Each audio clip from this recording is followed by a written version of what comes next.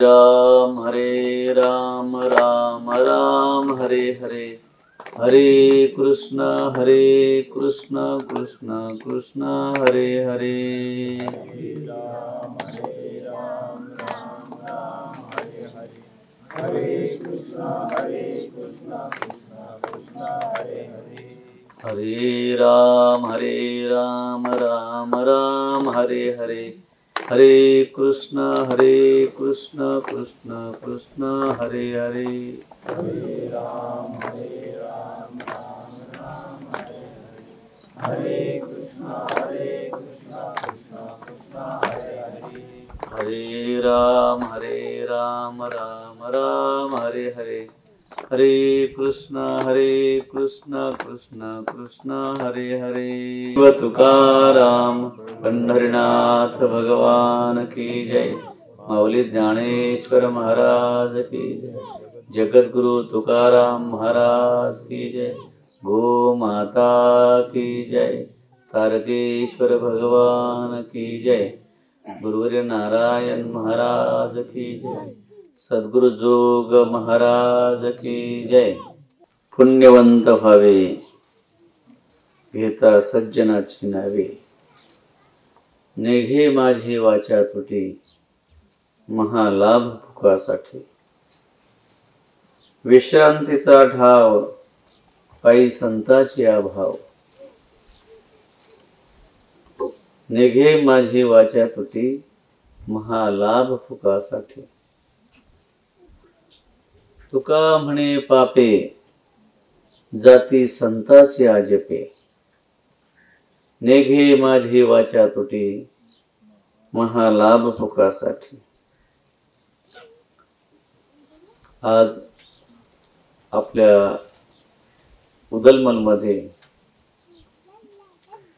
आणि ऋषिकेश अंबादास गीते यांच्या घरी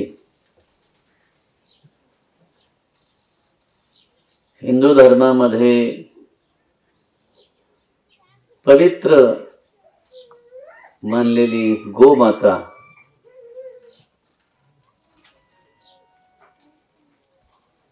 अशा पवित्र गोमातेचा दशक्रिया विधी होत आहे। आतापर्यंत आपण फक्त माणसाचेच दावे करायचो, माणसाचे दावे होतात, परंतु गोमातेचा दावा मला असं वाटतंय उदलमल मध्ये पहिलाच असेल। आणि उदलमल मध्येच नाही तर या पंचकृषीत पहिलाच दावा आहे। आणि नुसत्या पंचकृषीतच नाही, मी सुद्धा स्वतः गोमातेचा दावा पहिल्याच वेळेस करतोय।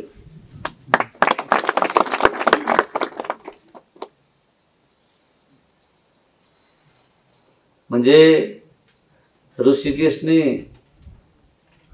गायीचा दावा करून एक रेकॉर्ड केले।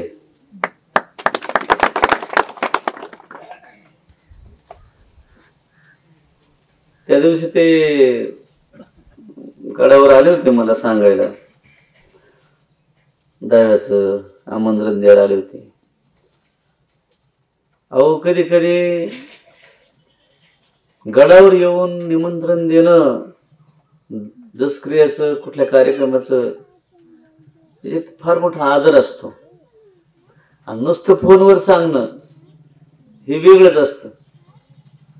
आता कधी कधी माणसं सुद्धा आपल्या सख्या वडिलाचा दावा फोनवर सांगत, आमचे वडील आमचे आजोबा गेले दाव्याला या। पण यांनी गायीचा दावा असून सुद्धा आपले ऋषिकेश 2-4 जण हे मित्र त्यांचे गडावर आले आणि सविनयपूर्वक म्हटले, बाबा गायीचा दावा करायचा आहे गोमातेचा। आता का नियम म्हणजे असे गोष्ट, ह्या उदलमलची गोष्ट मला काहीच टाळता येत नाही. आणि मला टाळू वाटत नाही. लहान लेकरू जरी आलं उदलमलचं तरी मला असं वाटतं सगळं गाव आलं. आणि आज या कार्यक्रमाला हे जे मीडिया प्रचार माध्यम आहे ते आपले कर्तबगार कर्तृत्ववान असे आपल्याच परिसरातील कोल्हारचे आदरणीय शिवाजी मेजर यांनी हे सर्व कॅमेरा वगैरे पाठवलेलं आहे. आपल्या गडावरही त्यांनी खूप झाडे वगैरे लावण्याचं काम केलं. आदरणीय वंदनीय कैलासवासी शिवाजी मेजर सरपंच कोल्हार,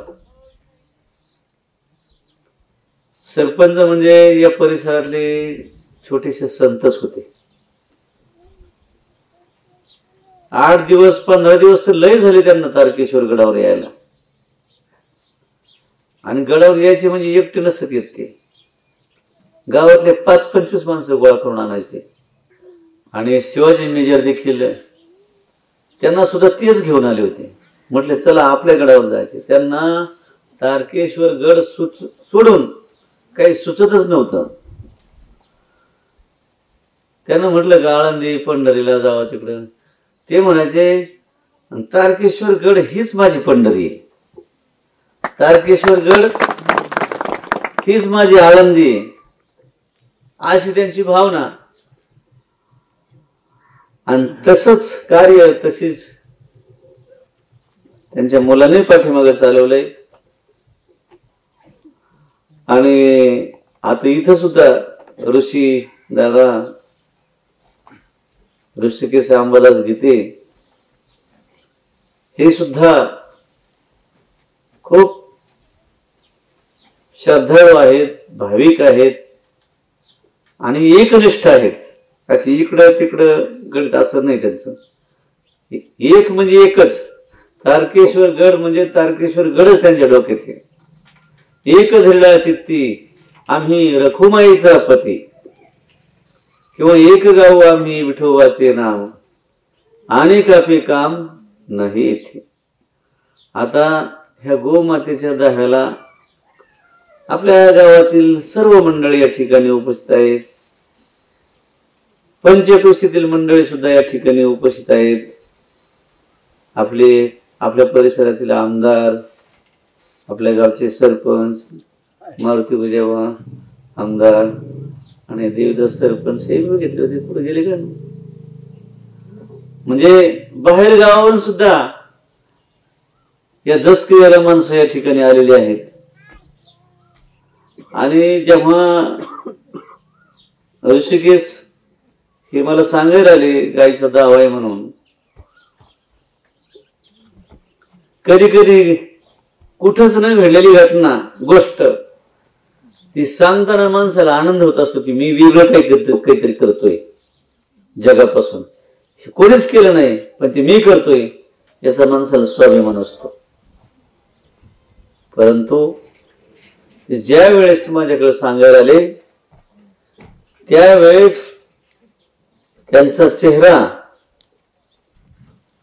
इतका दुःखी होता.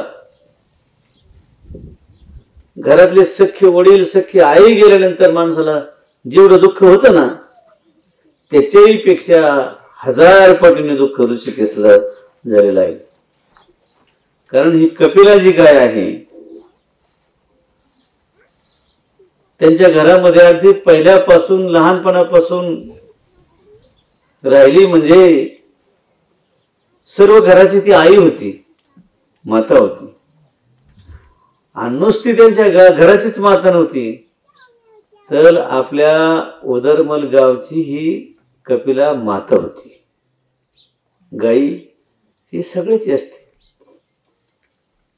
तिच्या अंगामध्ये 33 कोटी देव असतात. गाईच्या माणूस शिवतास अवतार करून आला समजा कुठं गाई झालं त्याच्या मनात असतं की मी असुची आहे म्हणजे मला शिवता सावध झाले, मी विटाळ झालाय, काही नाही झाले, एक अशुद्ध भावना, अपवित्र भावना त्याच्या मनामध्ये असते. आणि त्याचा नुसता स्पर्श जरी झाला गायीला तरी गायीमध्ये एवढी ऊर्जा आहे की त्याला आतून चेतना देते की मी आता पवित्र झालो, मी आता शुद्ध झालो. आणि शुद्ध करण्यासाठी त्याला कुणाचा पुरावा लागत नाही. गायीला नुसता स्पर्श शिवला, स्पर्श जरी झाला ते दुसऱ्याला सांगावं लागत नाही, तू आता डॉक्टरने सांगितलं आता तुम्ही बरे झाला, तुम्हाला काही आजार नाही राहिला, असं डॉक्टरला सांगावं लागतं आजारी झाल्यावर. पण गायीला शिवल्याबरोबर, स्पर्श झाल्याबरोबर कोणाला सांगावं सुद्धा लागत नाही की आता आता तुम्ही पवित्र झाले म्हणून. ज्याची त्यालाच एक भावना होती की आता आपण शुद्ध झालो, पवित्र झालो. आणि सगळं आश्चर्य करणारी घटना आहे. आतापर्यंत आपण ऐकतो की एखादा बैल, एखादी गाय जर खूपच जगली तर 19 वर्ष, 18 वर्ष, कारण गायीला, जनावराला आयुष्यच 20 वर्षाचं आहे, 20 वर्षाचं आयुष्य. मग 20 वर्ष, 19 वर्ष, 19 वर्ष जरी जगले तरी मग माणसं म्हणतात खूप म्हातारी झाली ती गाय आता. पण ही गाय एक आश्चर्य वाटणारी घटना करून गेली की गाय 26 वर्ष जगली बघा. आणि 26 वर्ष गाय जगली म्हणजे समजून घ्यायचं की त्याचा जप्ता होता म्हणून ती जगली. नाहीतर गाय जर समजा वेली नाही किंवा गाभण राहिली नाही, गरोदर राहिली नाही तर माणसं खटकाला विकून टाकतात, कारोड सुद्धा तिला सांभाळीत नाहीत. पण आता 26 वर्ष गाय म्हणजे 5-6 वर्ष त्याची ती मोकळीच राहिली असेल, ती म्हणजे काही वेदबीत काही नसेल तिचं, तरी त्यांनी ती सांभाळली. दुभती गाय तर कोणी सांभाळली हो, भाकड गाय सांभाळण्याला महत्व आहे. आणि मग खरी सेवा आहे ती, अशी निष्काम सेवा, निष्प्रह सेवा ऋषिकेश सांबदास गीते आणि त्यांच्या सर्व कुटुंबाने ही केलेली आहे.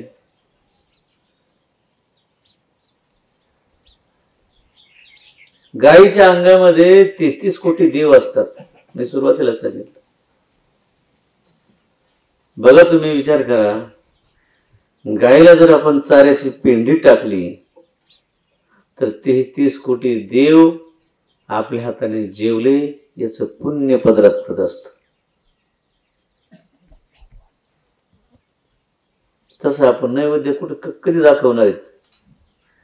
पण गायीला जर पेंडी सोडून टाकली चाऱ्याची तर 33 कोटी देव आपल्या हाताने जेवले याचं पुण्य पदरात पडतं, मिळतं. आणि गायीला जर गोठा बांधला तर 33 कोटी देवाचे मंदिर बांधल्याचं पुण्य मिळतं. एवढं गायीचं महत्व आहे. आणि गायीचं महत्व आपल्या डोळ्यासमोर मी सांगतो तुम्हाला. आता आमदार आहेत आपल्या इथं बसलेले सगळी मंडळी, उदरमलची सगळी मंडळी, पहिल्यापासून तारकेश्वर गड बघतो आपण. आपल्या गडावर जी भरभराट झाली ती फक्त गायीच्या आशीर्वादाने झाली. कारण गुरुवारी नारायण महाराज बी गाय सांभाळायचे आणि आपण बी गायी. आता तो खूपच मोठा विस्तार झालाय. आणि गायी जवळ असल्याशिवाय, गायी सांभाळल्याशिवाय तर त्याने काल्याचं कीर्तन करूच नाही. गायचं शेपूट दारात नाही, काल्याचं कीर्तन नामांकित कीर्तन कर, काय उपयोग आहे त्याचा? म्हणजे बोल बोलता वाटे सोपे आणि करणी करता तीर कापे. नुसतं बोलायचं. बाबा एक दृष्टांत सांगायचे, बोल का शंख म्हणून. एकाला बोल का शंख सापडला आणि तो शंख बोलणारा होता. खूप तारांबळ होती त्या माणसाची. तो शंख म्हणला 100 रुपये देता का? तो म्हणला, अरे 100 काय, 1000 घे. आता 1000 म्हटल्यानंतर बरं वाटलं, पण माणसाचं मन पैसा म्हणलं की पाकळत असतं. त्याला वाटलं शंख 1000 रुपये देतोय, मग 1000 आपण जरा जास्तच मागायला पाहिजे होते. तर म्हटलं 1000 जरा कमीच पडते, 10,000 देता का? तो शंख बोलकाच होता. तो म्हटलं 10,000 काय, 1,00,000 घ्या. त्या माणसाला तर खूप आनंद झाला, बरं वाटलं. अरे 1,00,000 रुपये देतोय म्हणजे. पण असं वाटलं की आपण जेवढे पैसे मागवतो तेवढे देतोय, मग आपण जास्तच मागा ना. तो म्हटला 1 कोटी देता का? तो म्हटला, शंख म्हटला 1 कोटी काय, 10 कोटी घ्या. कुठं द्यायचंच नव्हतं ना. बोलायला काय, बोलता वाटे सोपे. गुरुवर्य नारायण महाराज सांगायचे, परमार्थामध्ये खूप वागायचं, खूप चांगलं कार्य करायचं आणि थोडस सांगायचं त्याच्यातलं. पण आता असं उलट झालंय, खूप सांगायचं आणि वागायचं ठिपूच नाही, काहीच नाही. पण तसं नाही. मोठमोठे जे युग पुरुष आहेत ते वागले, त्यांचं वर्तन तसंच होतं. पुण्यश्लोक अहिल्यादेवी होळकर यांनी संपत्ती गोळा नाही केली, त्यांनी उलट दान केली, देऊन टाकली. आणि म्हणून त्यांचं नाव आपण घेतो आज. पुण्यश्लोक अहिल्यादेवी होळकरांनी 12 ज्योतिर्लिंगाचे मंदिर बांधले आणि इटाचे मातीचे नाही बांधले, सोन्याचे शिखर तयार केले त्याच्यावर, सोन्याचे. आता कोणी कोणाला अंगठी देत नाही लवकर. आता मी लग्न करतो ना, लग्नाला जावंच लागतं. यावर्षी 2-3 अंगठ्या झाल्यात मला लग्नात. म्हणजे अंगठी करणार म्हणून बाबा खूप त्याचं मन मोकळं असतं. पण पुण्यश्लोक अहिल्यादेवी होळकरांनी 12 ज्योतिर्लिंगाचे मंदिर बांधले आणि त्याच्यावर टनाने सोनं चढवलं, मंदिरावर धर्म कार्य केलं. म्हणून त्यांचं नाव आजही आपल्या अंतःकरणात आहे, हृदयात आहे. पण मंदिराचं ठीक आहे, नुसतं धर्मासाठी होईल, हिंदूसाठी, पण त्यांनी सामाजिक कार्य केलं. घाट बांधले, पूल बांधण्याचं काम केलं त्यांनी, रोडवर पूल बांधले त्यांनी. आता त्या पुलावरून काय माणूस फक्त हिंदूच जातो का? त्याचा उपयोग सगळ्यासाठी असतो. असं चांगलं कार्य केलं. म्हणून असं चांगलं काम करण्याची बुद्धी सुद्धा येते माणसाला. याच्यासाठी चांगल्याच्या संगतीत राहावं लागतं. सताम संग ही सत्संग. सज्जनाची जर संगती केली तर चांगलेच विचार माणसाला सुचणार, चांगले विचार फुटणार. म्हणून सज्जनाची चांगल्याची संगती केली पाहिजे. आता आपले सुद्धा यावर्षी दिंडीमध्ये, आपल्या दिंडीत जगद्गुरु तुकाराम महाराजांचे 10वे वंशज यायचे. आपल्या गडावर बी आलेले गाणे एक वेळेस. पूज्य गुरुवर्य शिवाजी महाराज मोरे. पंढरपूरच्या विठ्ठल रुक्मिणी मंदिराचे जे विश्वस्त ते यायचे दिंडीमध्ये. पण ते ज्या वेळेस दिंडीमध्ये येत होते त्या वेळेस त्यांची माझी भेट झाली आणि त्यांना राहवलंच नाही. ते म्हटले, महाराज आम्ही ज्या वेळेस येतो त्या वेळेस तुम्ही दिंडीत पायच दिसतात. एवढ्या हजारोने दिंडी, आता त्या दिंडीत महाराजच नसतात, पुढे गेलेले असतात, काहीतरी कामात असतात, तर तुम्ही चालता. म्हटलं मी गाडीत बसून बसून थकलेलो आहे, इकडे जे आलो ना ते चालण्यासाठीच आलोय. आता इकडं सारखं गाडीत. आता काही माणसं म्हणतात, पोरं म्हणतात जवळचे, बाबा तुम्हाला गडावर बसले का गाडीत बसले? पण गाडीत बसल्याशिवाय संपर्क होत नाही आणि मलाही तुमच्याशिवाय करमत नाही माणसाशिवाय. एकट्याने राहायचं दरवाजेच्या आड, दरवाजे बंद करून, ते काय ते जीवन काय उपयोगीचं नसतं. तर आपल्या गुरु महाराजांचीच शिकवण आहे आपल्याला. बाबा सुद्धा, बाबाला किती कमी पैसे दे, दक्षिणा ठेवायचे ना माणसं. मी एक दिवस सहज म्हटलं, बाबा तुमच्या पायावर किती कमी हजारांनी दक्षिणा येऊन पडते इथं, आणि कशाला वर्गणी करायची मग? हे कोणी 500-100 रुपये द्यायचे. त्यावेळेस आम्ही त्या वरखेडला थांबलो 3 दिवस. 3 दिवसात 35,000 रुपये झाले. आणि मी म्हटलं, बाबा तुम्हाला काय गरज आहे हे 35,000 रुपये, 3 दिवस झाले इथं थांबलोत आपण, तुम्ही गडावर थांबा ना. आता बाबाचा स्वभाव मोकळा असायचा. भावा म्हणायचे, भावठेस तू. म्हणलं काय झालं? ते म्हणले, अरे लोकांनी मला लाखो रुपये जरी दिले, पण आपण भिकारी भिक्षुक येत ना, भिक्षुक 50 रुपये 100 रुपये जरी दिले तरी त्याने समाधान मिळतं. म्हणून कारण 100-50 हे गरिबाचे असतात आणि गरिबाच्या भावना जोडल्या जातात. मी सुद्धा एकदा काशीला चाललो होतो. आता काशीला जात असताना ते भाजीराव नाना आहेत एक आपले, रेणुका माता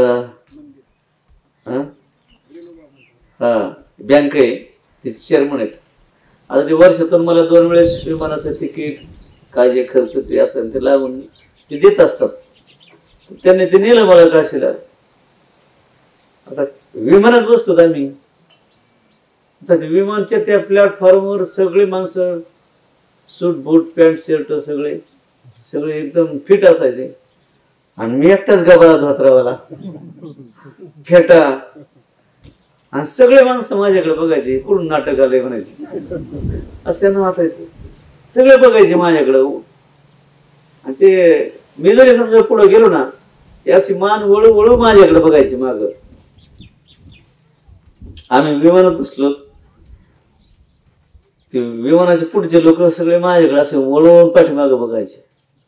आणि ज्या सीटवर बसलो त्या सीट शेजारी सुद्धा दुसरा एक माणूस होता, तो बी मोठा होता माणूस. ते पण बघितलं, त्यांनी कधी बघितलंच नव्हतं हे धोतरण फेटान असं. ते असं माझ्याकडे बघायचे, असं बघायचे. आणि शेवटी त्यांना राहूनच ते म्हणले, आप कहाँ से? मैंने कहा महाराष्ट्र से. अच्छा महाराष्ट्र से, कहाँ जा रहे? मैंने कहा बनारस जा रहा हूँ, काशी जा रहा हूँ. अच्छा क्या करते आप? त्यांना असं वाटलं काहीतरी मोठे सर्व्हिसला असतील किंवा उद्योगपती असतील. मैंने कहा मैं भिक्षुक हूं, म्हणजे मी भिक्षा मागतो. म्हटलं गोसावी फकीर आहे असं. ते म्हणले भिक्षुक और हवाई जहाज में, विमान में?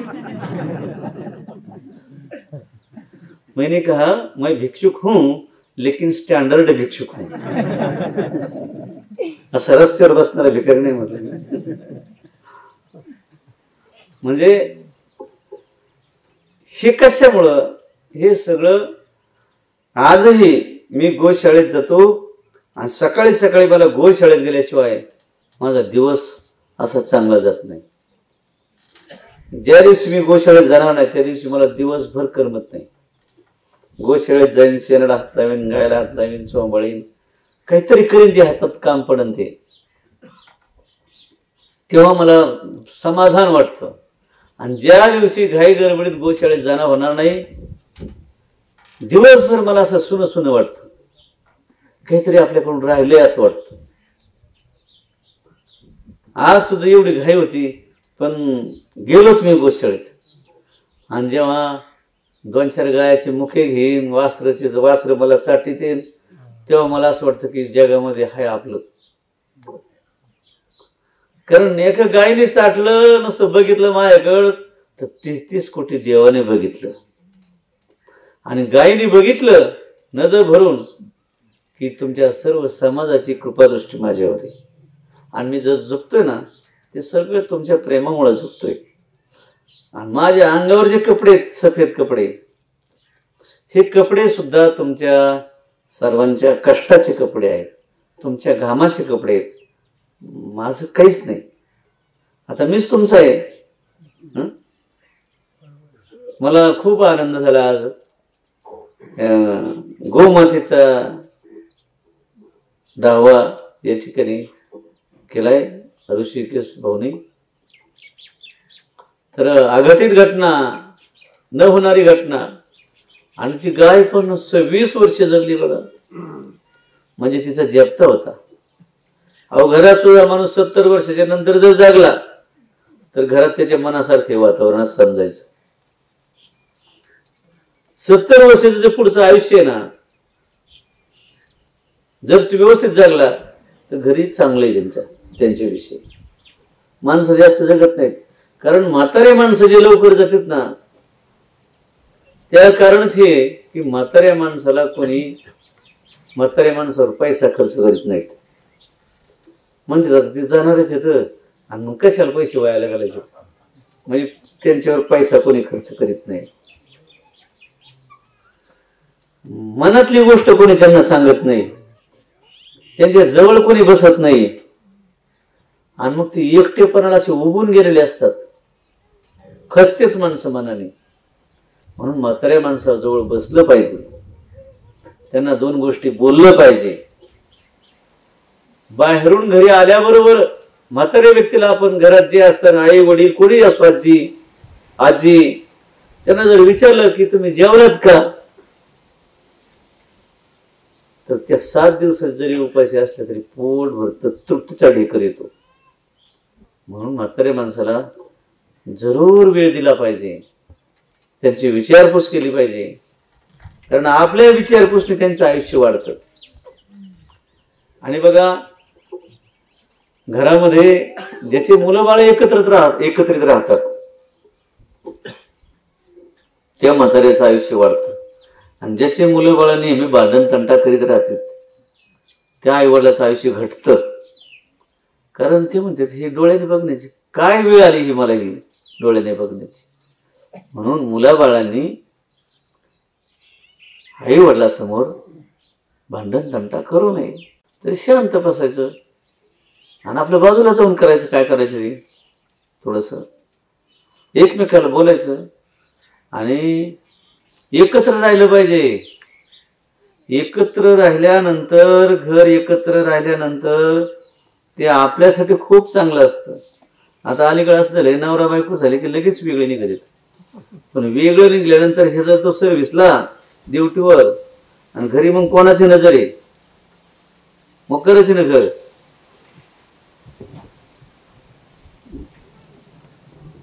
हे संरक्षण असतं. घरातले म्हातारे माणसं यांची नजर असते आणि वाईट घटना काही घडत नाहीत मग त्या. आणि एकत्र असल्यानंतर माणूस मनातले दुःख अडचणी दुसऱ्याला सांगतो घरातल्या माणसाला. आणि जर एकटाच राहिला वेगळा तर कोणाला सांगत तो सांगत नाही. मग त्याचा स्फोट होतो. स्फोट झाल्यानंतर मग काहीतरी अशा वाईट घटना घडतात. म्हणून एकत्र राहिलं पाहिजे. आणि एकत्र राहिल्यानंतर मुलांना लहानपणापासूनच बोललं बी पाहिजे, रागवलं पाहिजे, खवळलं पाहिजे, चुलती बोलली पाहिजे, चुलता बोलला पाहिजे, थापड केली पाहिजे. म्हणजे निभार होतं, मजबूत सवय लागते त्याला सहन करण्याची. मग त्याच म्हणतं नाही बोलतच असेल जाऊन दे म्हणून काय होतं बोलल्याने. पण जर लेकराला लहानपणापासून कधीच बोललं नाही तर त्याच्यात सुधारणा होत नाही.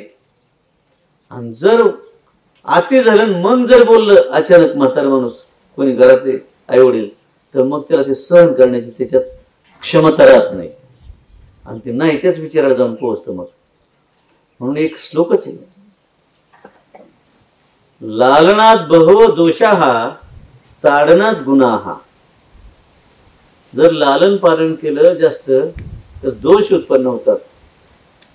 ताडनात बहव गुन्हा, गुण उत्पन्न होतात. मला ऋषिकेशचं आणि त्यांच्या सर्व आई वडिलाचं परिवाराचं जेवढं कौतुक करावं तेवढं कमीच आहे बघा. गायीचा दावा आणि एवढ्या वर्ष गाय सांभाळी. तुम्हाला आशीर्वाद आहे गोमातेचा. आणि मी सुद्धा सांगतो की तुम्हाला तुमचं कोट कोट कल्याण हो. आणि ती गाय गेली पण ती आपला वारसा ठेवून गेली ना माग. ती काही घर रिकाम करून गेली नाही. तिची नाथ आहे जणू सध्या, त्या गायीची नाथ आहे. म्हणजे शरीराने जरी गाय गेली असली ती तरी तिचा अंश आहेच आपल्या घरी.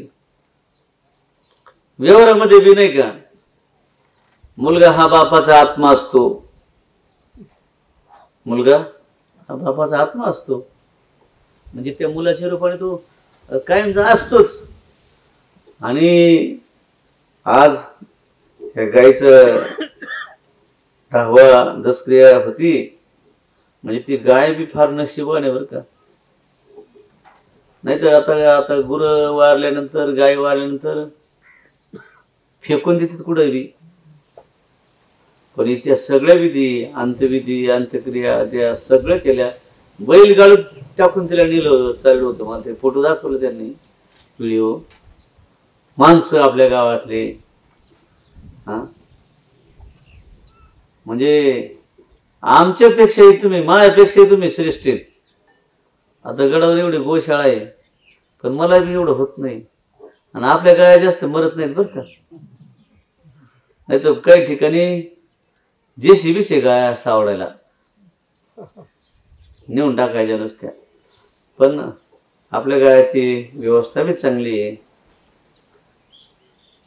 जसं मला करमत नाही ना गोशाळेत गेल्याशिवाय, तसं मी तिथं नसलो का 2-4 दिवस गाया सुद्धा पोरक्या झाल्या होत्या. आता आषाढीला गेलतो ना मी, तिथून माग आलो मी. आल्या गाडीतून उतरल्या तिकडे गडाकडून नाही गेलो, इकडे गोशाळेत गेलो. आणि सगळ्या गाया मला बघून हंबरडा पडायला लागल्या आणि एकदम जरा खकसल्यासारखे झालते, एकदम सुकल्यासारखे झालत्या. जसं गुलाबाचं फुल सुकत तसे सुकल्यासारख्या झालत्या. आणि मग मी गेल्यावर दुसऱ्या दिवशीच एकदम प्रफुल्ल गाया दिसल्या मला. तर गायीची सेवा करणं हे जीवनाचं इति कर्तव्य आहे आणि सार्थकता आहे. आणि आपल्याला जो हा यावर्षी 2023चा म्हणजे विठ्ठल रुक्मिणी निर्मल दिंडी हा पुरस्कार भेटलेला आहे पंढरपूर देवस्थानच्या. आणि महाराष्ट्राचे समृद्ध, संपूर्ण देशात समृद्ध राज्य कोणतं असेल तर ते महाराष्ट्र आहे. कारण मी बरंच फिरलो बाहेरचे राज्य, पण महाराष्ट्रासारखं राज्यच नाही कुठं. समृद्ध राज्य आहे महाराष्ट्र. आणि या समृद्ध राज्याचे मुख्यमंत्री आदरणीय एकनाथराव शिंदे त्यांनी हा बहुमान सन्मान आपल्याला दिला. हा सन्मान माझा नाही, एकट्याचा नाही, हा आपल्या सगळ्याच आहे, सर्व जनता जनार्दनाचा आहे. तुम्ही सर्वांनी माझ्यावर प्रेम केलं, तुम्ही सर्वांनी सहयोग केला म्हणून हे मी करू शकतो चांगलं काम. तुमचा जर सहयोगच नसला तर मला काहीच करता येणार नाही ना. म्हणून हा सन्मान सर्व जनते तुमचा आहे, सर्वांचा. आणि हा सन्मान गोमातेच्या आशीर्वादाने भेटलाय. कारण पंढरपूरचे विश्वस्त, देहूचे विश्वस्त, जगद्गुरु तुकोबारायांचे वंशज हे सगळे गडावर आले होते. आणि पुरस्कार काय म्हणजे फक्त दिंडी बघून देत नाहीत, यांचं पूर्ण कार्य काय, काय काय करतात, कसे राहतात, त्यांचं कसं वर्तन आहे, समाजात काय स्थान आहे, हे सगळं बघितलं जातं.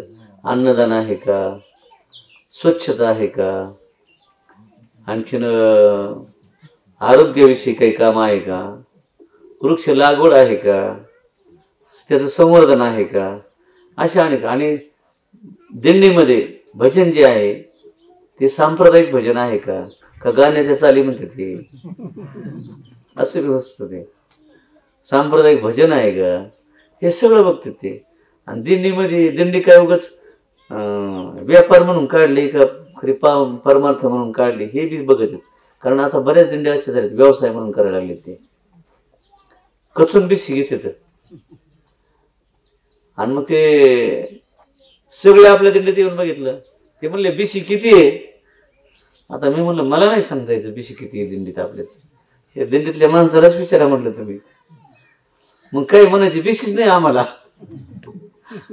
काही म्हणायची दिली आम्ही 200 रुपये, काही म्हणायची दिली 500 रुपये. म्हणजे स्वेच्छा स्वरूप, अशी जबरदस्ती नाही कोणाला ठेवली. कारण देणारे भरपूर आहेत ना. हे गोरगरीब लोक आहेत, यांच्याकडे नसतात काही, आणि हे बी खूप देतात.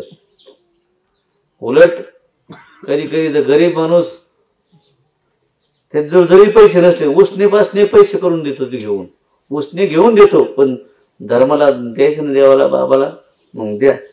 परत आपल्याकडून कधी देणं व्हायचं आणि कधी नाही, कधी आपल्याकडे यायचे पैसे, मग ते उसने घेऊन देतात. तसं काही कमी पडत नाही. म्हणून आज या गोशाळेचा दसक्रिया विधी, आपलं गोमातेचा कपिला,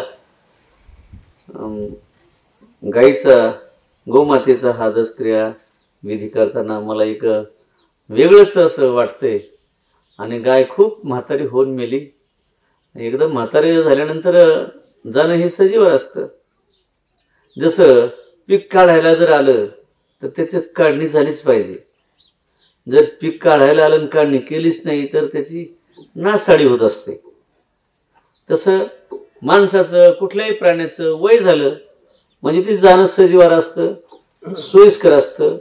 आणि प्राणी सुद्धा बघा तुम्ही भगवंताची प्राप्ती करू शकतात. गजेंद्राने हत्तीने सुद्धा देवाची प्राप्ती करून घेतली.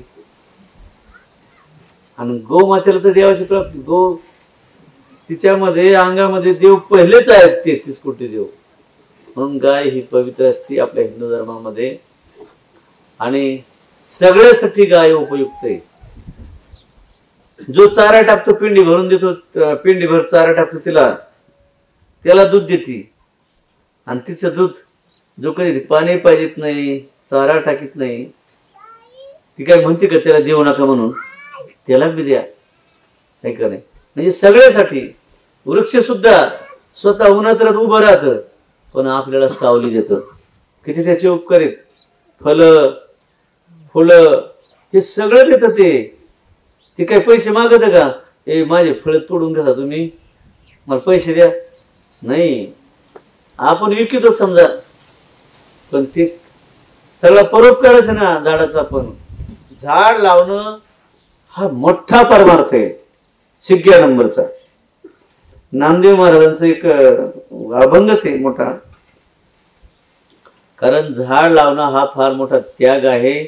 झाड लावल्यानंतर त्याला फळं येतात, फुलं येतात. ते फळं पशु पक्षी माणसं जसं जसे योग्य ते प्रमाणे खातात. म्हणजे तो त्यागच आहे मोठा. म्हणून झाडं सुद्धा लावली पाहिजेत. कमीत कमी 1 झाड तरी आपण लावलं पाहिजे. आणि ते बी भारतीय. पिंपळ, वड, जांभळ किंवा लिंबाचं झाड फार पवित्र असतं. पिंपळाचं झाड चांगलं असतं. वडाचं झाड, वड आणि पिंपळ आता 24 तास ऑक्सिजन देणारे झाड आहेत. ते बाकीचे झाडं तरी दिवसा ऑक्सिजन देतात आणि रात्रीचं कार्बन डायऑक्साईड सोडतात. पण पिंपळाचं झाड, वडाचं झाड हे रात्रंदिवस ऑक्सिजन देतं. त्यामध्ये तुळस आहे. तुळस पण रात्रंदिवस ऑक्सिजन देते. आणि म्हणून तुळस प्रत्येकाच्या दारात असते बघा, घरोघरी. आणि भगवान विष्णूचं वास्तव्यच तुळशी खाली आहे. म्हणून तुळस ही पवित्र असते, गाय ही पवित्र असते. अनेक वृक्ष पवित्र असतात. म्हणून ऋषिकेश अंबादास गीते यांनी खूप उल्लेखनीय कार्य केले, खूप चांगलं काम केलंय. त्यांना असं काम करण्यासाठी. आणि आता जे ह्या गायीचे नाथ आहे इथं पाठीमाग, त्याचं काय नाव ठेवलंय? ती पहिली कपिला होती, हिचं बी नाव ठेवलं असं काहीतरी. तिला चांगलं सांभाळा व्यवस्थित. आणि तुम्हाला परमेश्वर काही कमी नाही पडायचं. सगळी भरभराट होईल. झालेली सेवा मी भगवंताच्या चरणी आणि गोमातेच्या चरणी समर्पित करून याच ठिकाणी थांबतो. कुंडलिक वरदे हरी विठ्ठल श्री ज्ञानदेव तुकाराम पंढरीनाथ भगवान की जय. माऊली ज्ञानेश्वर महाराज की जय. जगद्गुरु तुकाराम महाराज की जय. सद्गुरु जोग महाराज की जय. गुरुवर्य नारायण महाराज की जय. वामनभाऊ महाराज की जय. भगवान बाबा की जय. संत संतन की जय. जय श्रीराम. असं आपलं असलेलं सर्वांचं श्रद्धास्थान महंत शांती ब्रह्म आदिनाथ महाराज शास्त्री तारकेश्वरगड ज्या निमित्ताने झालं, जे अनोखा कार्यक्रम आपले ऋषिकेश अंबादास गीतेने केलेला आहे तो म्हणजे आतापर्यंत गोमातेचं पुढे दसक्रियाविधी बाबांनी सांगितलं. आजपर्यंत कोणताही कार्यक्रम झाला नाही, पण एक महाराष्ट्रात नगर तालुक्यात एक इतिहास करून दाखवला. तर गोमातेचा दावा आजपर्यंत आपण माणसाचा दावा बाबांनी सांगितल्याप्रमाणे आजपर्यंत सर्वांना माहिती आहे, पण गोमाता बाबांनी स्वतः सांगितलं की मी सुद्धा जे काम करू शकलो नाही ते ऋषिकेश अंबादासने केलं. त्यासाठी एकदा टाळ्या वाजवून सर्वांनी स्वागत करावं.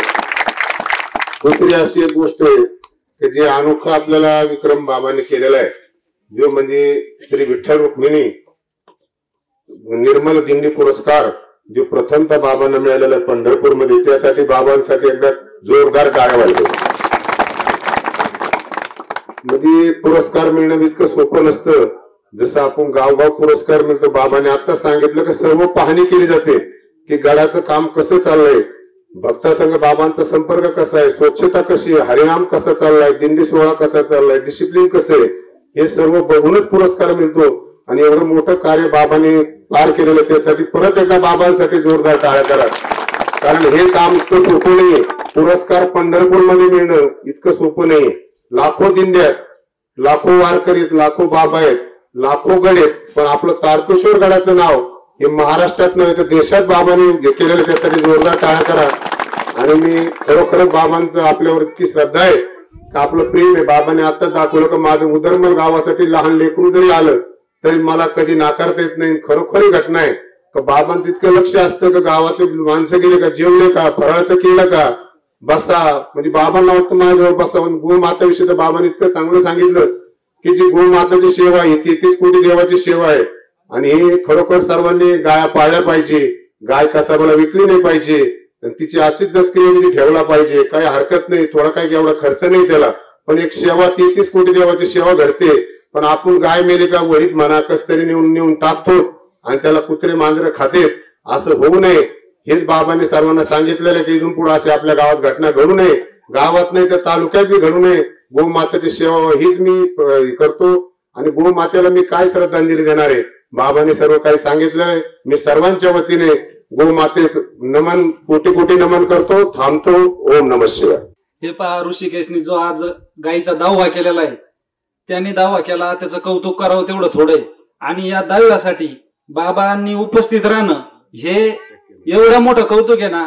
म्हणजे बाबांच्या माग पुढे राहणारे चांगले चांगले लोक आहेत, यांच्या आई वडिलाच्या दाव्याला सुद्धा बाबांना म्हणजे ते काही आवर्जून नाही, पण वेळ भेटत नाही आणि जाणं होत नाही. पण गोमातेची जी सेवा आहे ही बाबाच्या कार्यातून दिसते. पहा, जे आपण म्हणतो ना धर्माचं कार्य करायचं, हिंदूचं कार्य करायचं, हे असं तोंडी बोलून नाही चलत. हे प्रत्यक्ष कृतीतून गोमातेची सेवा. आता काय बाबांनी जर नसते आले जरी आज दाव्याला तर बाबांवर काय नाराज कोणी काय झालं असतं का? पण जे कार्य आहे बाबांचं जे कार्य आहे ना, हे शब्दातून व्यक्त करण्यासारखंच नाहीये. मी पहिल्यांदा बोललो, माझ्या तोंडून काही कमी जास्त जरी झाला असला. आणि दुसरी एक गोष्ट सांगतो तुम्हाला, म्हणजे मी खूप लहान होतो पहा, दीपक हॉस्पिटलमध्ये मोठे बाबा ऍडमिट होते आणि मी आयटाला नगरला असताना बाबा ऍडमिट असल्यामुळे मी नगरला गेलो का फक्त बाबांपाशी जाऊन थांबायचो. आणि त्यावेळेस बाबा तिथं होते.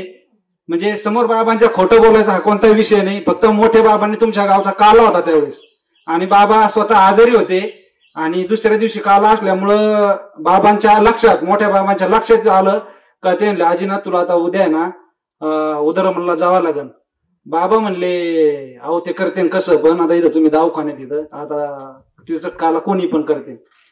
माझ्या समोर सांगतो, म्हणजे मी बाबांचा भक्त आहे. बाबांनी सांगितलं, आजीनाथ जीवात जीव माझ्या आशेपर्यंत आणि तुझ्या जीवात जीव आशेपर्यंत उदरमल जे गाव आहे ना म्हणले, माझ्या हा समोरचा विषय, म्हणजे हा बाबा समोर आहेत म्हणून सांगायचं नाही, मी माझ्या समोर घडलेला इतिहास. आणि ते बाबांनी आतापर्यंत मी प्रत्येक गोष्टी तंतोतंत पाहतोय. म्हणजे माझ्या घराच्या कार्यक्रमाला सुद्धा बाबांचं आमच्या कोणाचे असं कमी मागं पुढं होईल, पण गायीच्या सेवेसाठी आणि उदरमल जे गाव आहे हे एवढं जे प्रेम आहे हे, आणि तुम्ही पण त्याची जाणीव ठेवतातच. आणि जी बाबांची सेवा आहे ना, हे बाबा फक्त आपल्याला उपलब्ध आहेत ना, हे फक्त आपली जी पुण्याई होती मोठ्या बाबांपासून जे हे ना, तर त्यामुळे नाही तर तुम्हाला सांगतो खूप मोठमोठे लोक आहेत ना, असे डेप्युटी कलेक्टर पर्यंतचे लोक आहेत ना, बाबांची वेळ मागतात पण ती वेळ सुद्धा त्यांना ती भेटत नाही. आणि आपल्याला अशी जी सहज उपलब्ध होती ना, हे आपलं काहीतरी पुण्याचा भाग आहे. आणि बाबांचं काम पण तेवढंच खूप मोठं आहे, खूप मोठं. एवढी सोपी गोष्ट नाही. आपल्या 2 जणांना आपण चारा टाकू शकत नाही, 3 जणांना गाय घरचे असले तर आपण आपल्या प्रपंचातून तेवढं त्यांना सांभाळू शकत नाही. गडावारले जे 100-200 गाय आता यांची जी सेवा बाबा करतात ही फक्त तोंडी आणि पैशानी होत नाही नसून, बाबा जसं म्हणते प्रत्येकाच्या ठिकाणी चारा मागणं म्हणा, आणि ते मागण्यात कमी जास्तपणात बाबांनी जसं सांगितलं भिक्षा मागण्याचा प्रकार, तसा बाबा ठिकठिकाणी मागतात. आणि 1 जणाला मागितल्यानंतर 10 लोक तयार होतात. हे बाबांच्या भक्तीचं आणि धर्माचं जे कार्य आहे हे त्याच्यामुळे हे गोष्टी प्राप्त होत्यात. आज आपल्या उदरमल गावामध्ये गोमातेचा दशक्रिया विधी उदरमल गावचे सुपुत्र अंबादासजी गीते आणि त्यांचे चिरंजीव ऋषिकेश गीते यांनी आपल्या घरी पाळलेल्या गोमातेचा दशक्रिया विधी गावामध्ये केला. या दशक्रिया विधीसाठी हरिभक्तपरायण आजीनाथ महाराज तारकेश्वर गडाचे महंत यांनी या ठिकाणी प्रवचनरूपी सेवा दिली. खऱ्या अर्थानं ज्या आईनं आपल्याला जन्म दिला तिचे उपकार आपण कधीच फेडू शकत नाही. त्याच पद्धतीनं जी गाय आपल्या गोठ्यामध्ये असते ज्याला आपण गोमाता म्हणतो, आणि या गोमातेपासून आपल्याला मोठ्या प्रमाणामध्ये दूध मिळतं, मोठ्या प्रमाणामध्ये त्या ठिकाणी गोमूत्र देखील मिळतं, आणि आपण ज्याला शेणखत म्हणून वापर करतो ती गोमातेच्या माध्यमातून आपल्याला मिळतं. म्हणजे एकीकडं पाहिलं तर आईनं जन्म दिल्यानंतर आपलं जीवन तंदुरुस्त राहावं म्हणून खऱ्या अर्थानं आपण त्या ठिकाणी गाईचं दूध आपण नेहमी जेवणामध्ये घेतो, आणि म्हणून खरंच आपण तंदुरुस्त होतो. आणि जे काही लोक तंदुरुस्त नसतील अशा लोकांना देखील एक आरोग्य चांगलं मिळावं म्हणून गाईचंच गोमूत्र त्या ठिकाणी औषधी रूपानं त्या ठिकाणी घेतलं जातं.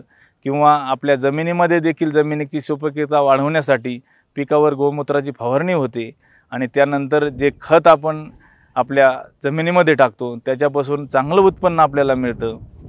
म्हणजे आईप्रमाणे देखील गाईचं महत्त्व आपल्या जीवनामध्ये आहे.